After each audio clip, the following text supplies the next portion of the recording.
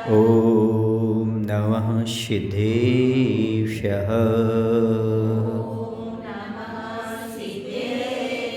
ॐ नमः सिद्धेभ्यः।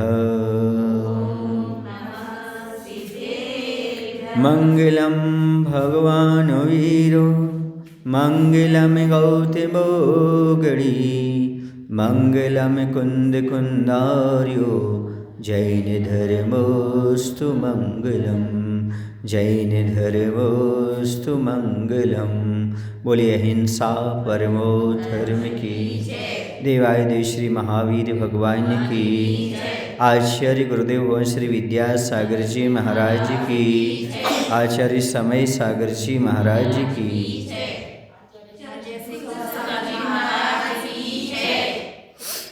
धर्म प्रेमी बंधो, किसी कवि ने दो बहुत अच्छी पंक्ति लिखी है।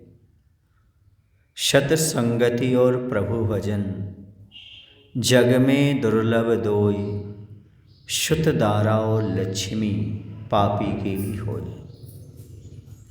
इसका अर्थ ये है कि संसार में दो चीज़ें दुर्लभ हैं, एक साधु की संगति मिलना और दूसरा भगवान के प्रति भक्ति होना। ये दो चीज़ें दुर्लभ हैं। बाकी शुत माने पुत्र, दारा माने स्त्री और धन, यह पापी प्राणी को भी प्राप्त हो जाते हैं। वह भले वर्तमान में पाप कर रहा हो, लेकिन पूर्व पुण्य के उदय से ये तीन चीज़ें उसके पास भी हो सकती हैं, स्त्री, पुत्र और धन। लेकिन वह पुण्यशाली जीव माना जाता है जो वर्तमान में साधु की संगति प्राप्त करता है और भगवान की भक्ति करता है। देखो, भगवान मिलना बहुत दुर्लभ है। सच्ची बीतरागी भगवान मिलना बहुत दुर्लभ है। संसार में सब व्यक्ति अपने अपने प्रकार से भगवान की पूजा आराधना करते हैं, लेकिन सच्चे प्रभु का मिलना, बीतरागी प्रभु का मिलना बहुत दुर्लभ है। यह तो तब संभव है जब आपने पूर्व में बहुत पुण्य किया हो, भव भव का संचित पुण्य हो, तब कहीं ऐसे बीतराग धर्म को मानने वाले कुल में जीव का जन्म होता है। और उस कुल में जन्म होने के बावजूद भी उनके परिवार के लोगों की बीतरागता के प्रति आस्था होना बहुत जरूरी है। और आस्था के साथ साथ वहाँ मंदिर होना भी जरूरी है। और मंदिर होने के साथ साथ अपनी बुद्धि भी भगवान के दर्शन की हो जाए, ये भी जरूरी नहीं है। ये बहुत पुण्य वालों के पास आती है, तब कहीं वह बीतरागता के दर्शन के भाव हो पाते हैं। इसलिए भगवान की भक्ति हर किसी को सहज नहीं है, हर किसी को प्राप्त नहीं होती। बहुत सारे लोग होते हैं जो भगवान को देखते तो हैं, मानते भी हैं, आस्था भी रखते हैं भगवान पर, लेकिन भगवान की भक्ति करने के भाव उत्पन्न नहीं होते। धन कमाने के भाव होते हैं, भोगों की सामग्री पाने के भाव होते हैं, खाने पीने के भाव होते हैं, मौज मस्ती करने के भाव होते हैं। लेकिन बहुत पुण्य का उदय चाहिए, तब कहीं भगवान का अभिषेक और पूजन का भाव अपने जीवन में उत्पन्न हुआ करता है। भगवान का मिलना अलग चीज़ है और भगवान की भक्ति करने का भाव होना अलग चीज़ है। वस्तु का मिलना ये आपका समझो योग है, लेकिन उस वस्तु का उपयोग कर पाना शियोग है। यानी भगवान मिलते भाग्य से हैं, लेकिन भगवान की भक्ति सौभाग्य से प्राप्त होती है। हर किसी को भगवान की भक्ति उपलब्ध नहीं हो पाती।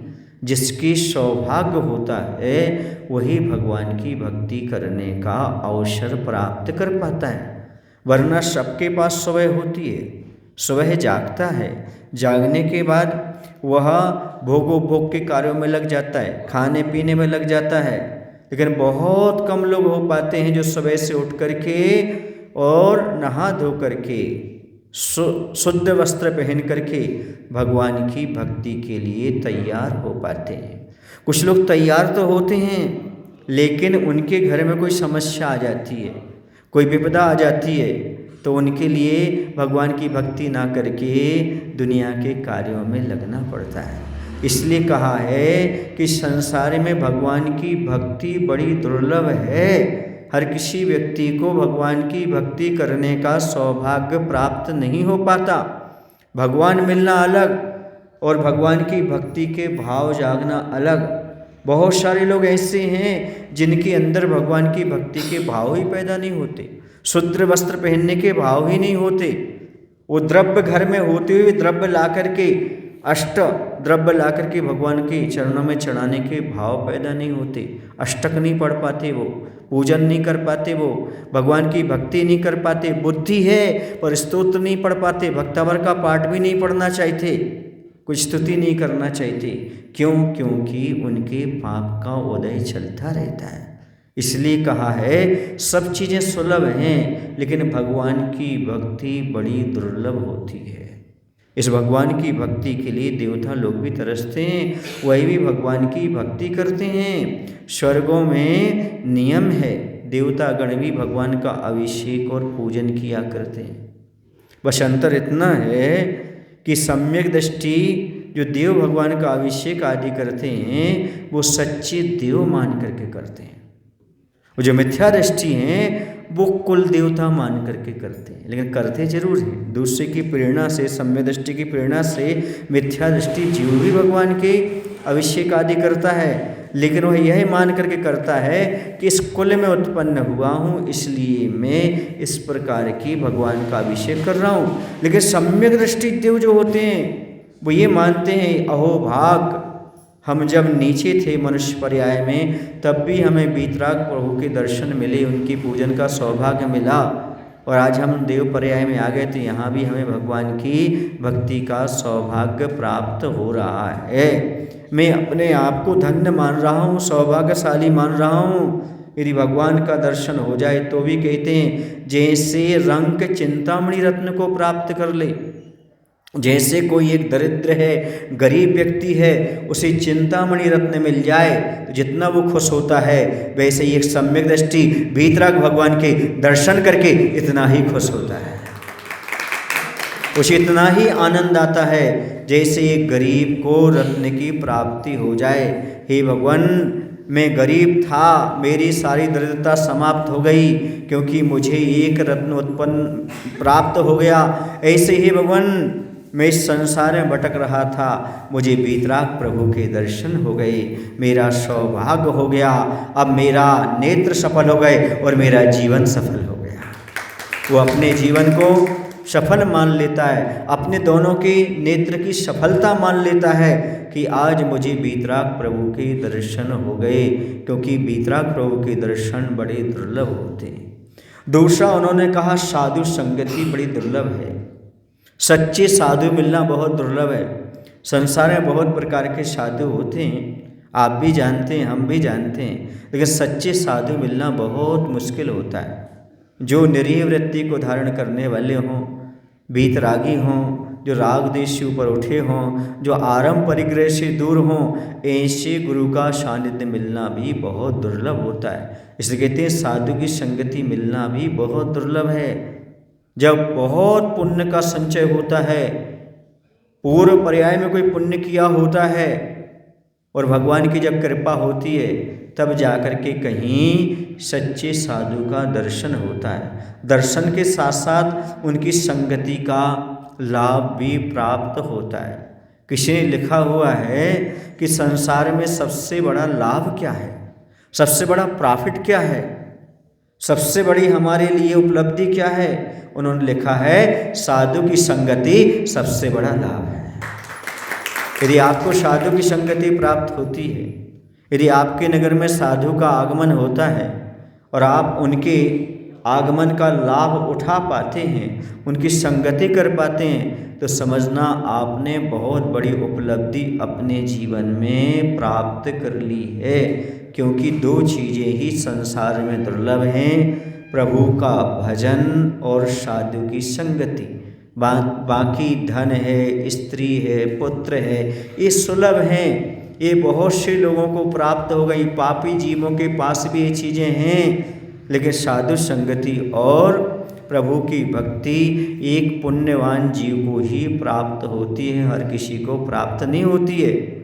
आपके लिए यदि प्राप्त हुई है साधु संगति, यदि आपको भगवान की भक्ति के भाव हो रहे हैं, तो समझना कि आप बहुत पुण्यशाली जीव हो, आपका मानव जीवन पाना सार्थक हो गया।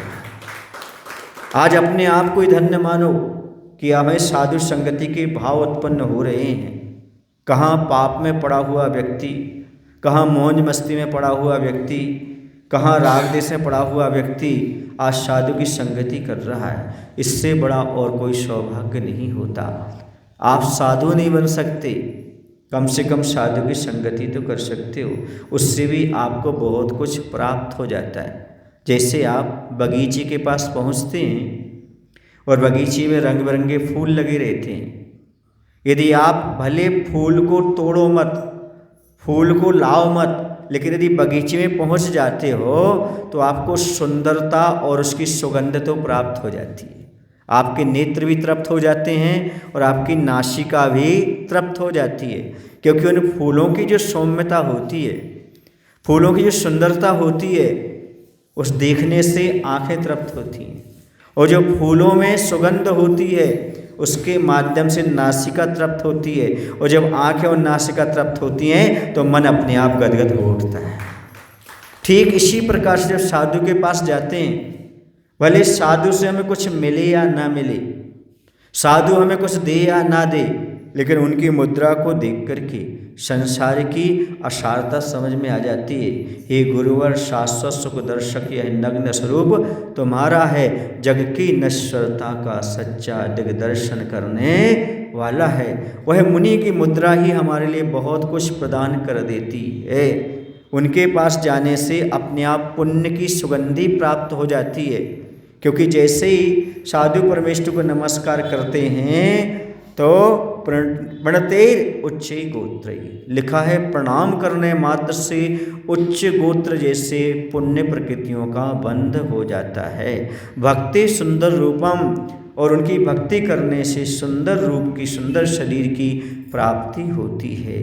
कहने का तात्पर्य ये है कि साधु के पास जाने मात्र से ही हमारा भला हो जाता है।